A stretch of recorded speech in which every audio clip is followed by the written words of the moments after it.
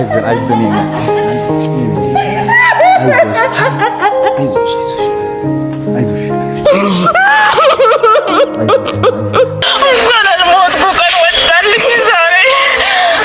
ብር ልኬልሻለሁ። ሻውን ስሚ፣ ከዛ በኋላ አወራሽ የምትቆይበት ቦታ አመቻችልሻለሁ። ስራ ማመቻች። አይዞ አንቺ ሙሪልኝ። አሜን። አይዞ እደውልልሻለሁ። እሺ፣ ይኸው ስልኬን ያዥ፣ እየደወልኩልሽ ነው። እንኳን አልሞትኩ እኮ ነው ያለችው። አንተ ሌላ ሰርፕራይዝ አለሽ። አይንሽ እንድትጨፍኝ ይፈልጋል። አዎ አንቺ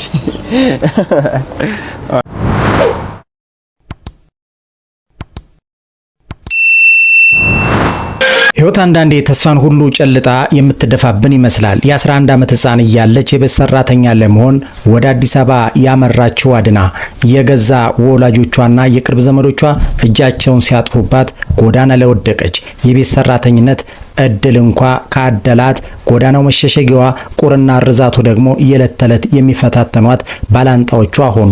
ሰው ማጣት፣ የሰው ራብ፣ የመከፋት ጥልቀት አድና በየቀኑ የማያልፉ በሚመስሉ መከራዎች ውስጥ አልፋለች። ስራ እናስገባሻለን፣ ነገር ግን አብረሽንተኝ የሚሉ የክፉ ሰዎች እኩይ ጥያቄዎች ህሌናዋን ሲያቆስሉት ተስፋዋ ተሟጦ ህይወቷን በመርዝ ለማጥፋት አፋፍ ላይ ደረሰች።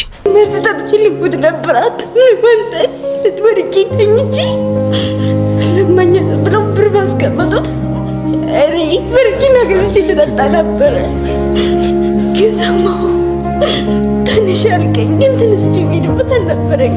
ወላዲቷ እናተኝ ነው የትም የሚድበት አልነበረኝ።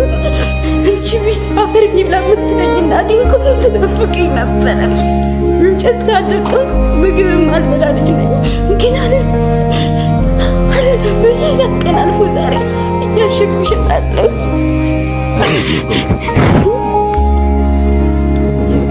ነገር ግን ያልተዘጋው የእግዚአብሔር በር ሌላ አስደናቂ መንገድ አዘጋጅቶ ነበር። በዚያ በጨለማ ሰዓት ከአንድ የማታውቀው ወጣት ስልክ አንቺ ልጅ ብርቱ ነሽ የሚል የአዶናይ አነቃቂ ድምፅ አስተጋባ።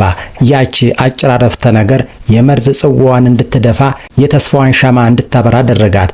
አድና ተነሳች። በበጎ አድራጊዎች በሰጧት ብረት ምጣድና ማንደጃ ከጣፎ እስከ 6 ኪሎ በእግሯ እየተመላለሰች ከሊስትሮችና መስመር ላይ ከሚሰሩ ወጣቶች ጫና ለማምለጥ ከማለዳው ጨለማ ጋር እየታገለች ቆሎ መሸጥ ጀመረች።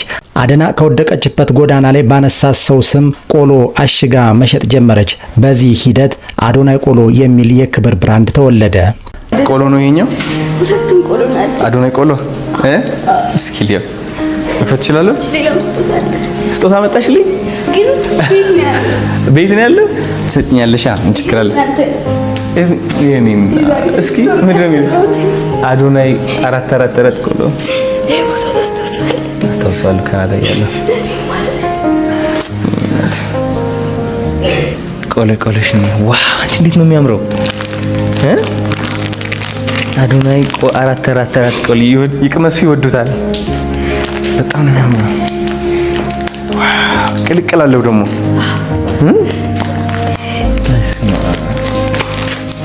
ጀግና ጎበዝ ነሽ በጣም አንቺ በጣም ነው ያነቃቃሽኝ። እኔ እዩ እስኪ በእናትሽ በዚህ እየፈሰብኝ ነው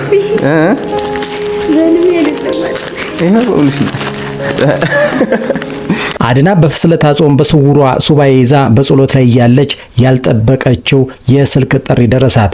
አዶናይ ቪዲዮ ሰርቶልሻል የሚል ድምጽ ሰማች። ማመን አቃታት፣ ህልም መሰላት። ደስታዋ ሳይበረዝ ነሐሴ 15 ቀን በሰው ስልክ ድምጹን ብቻ ስታዳምጠው የነበረው አዶናይ በአካል ከፊቷ ተከሰተ። ያንን አፍታ ማመን አልቻለችም። ተዝለፍልፋ ወደቀች። የህይወቷን መከራ፣ የሰዎችን በደል፣ ያሳለፈችውን የሾ ጎዳና በደስታ እንባ እየታጠበች ነገረችው። በየቀኑ የሰዎች እንባ አባሽ ሆነው አዶናይም ጊዜ ሰጥቶ አዳመጣት። ህይወቷን ሙሉ በሙሉ ለመቀየር እጁን ዘረጋላት። ዛሬ ነገሮች ተቀይረዋል። እንጨት ሳትለቅሚ ምግብ አልሰጥሽም ትላት የነበረችውንና በችግሯ ሰዓት ያልደረሰችላትን እናቷን ይቅር ብላ ታናሽ ወንድሟን እያሳደገችላት ትገኛለች። ብዙዎች አዶናይ ዘረኛ ነው ሲሉ የነበረውን የሐሰትና የዘረኝነት ግንብ አዶናይና አድና በመረዳዳትና በፍቅር አፈርድሜ አበሉት። ውድቀት ትክክለኛ ሰዎችን መለያ መስታወት ነው። ስንወድቅ የሚሸሹን፣ ሲሳካልን ደግሞ ቀድሞ የሚደርሱልን ብዙ ናቸው። አድና በጽናቷ በዕለት ተዕለት ጥረቷና በፈጣሪ አማላጅነት ወደ አዲስ የህይወት ምዕራፍ ተሸጋግራለች። ሌላ ሰርፕራይዝ አለሽ። አይንሽ እንድትጨፍኝ ይፈልጋለሁ። አዎ አንቺ ጨፍኝ፣ አይንሽ ጨፍኝ። እሺ ለማየት ተዘጋጂ። 1 2 3 አይፎን ስልክ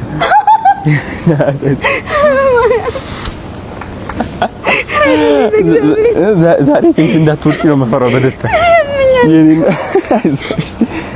አይዞሽ አይፎን 17 ነው በደንብ ኤግዚቢሽን ሲመጣ ምናምን ላይቭ እየገባሽ ቲክቶክ እየሰራሽ ቆጥ ታደርጊዋለሽ። ያው ዘመኑ የቲክቶክ ነው። ምንድነው መሰለሽ አዲሱ መርካቶ ቲክቶክ ነው። ስለዚህ መርካቶ ውስጥ መግባት ከፈለክ እቺ ስልክ ታስፈልጋለች። የኔና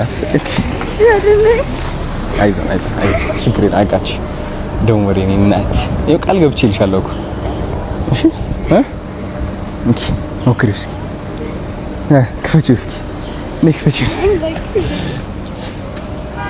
በዚህ ይኸው ቻይሻት እቺ ነው የምትቀልጫት እንደዚህ እንኳን አልሞትኩ ቀን ወጣልኝ ዛሬ ስራ ነበረኝ ሰራተኛ ሁሉ ነበረኝ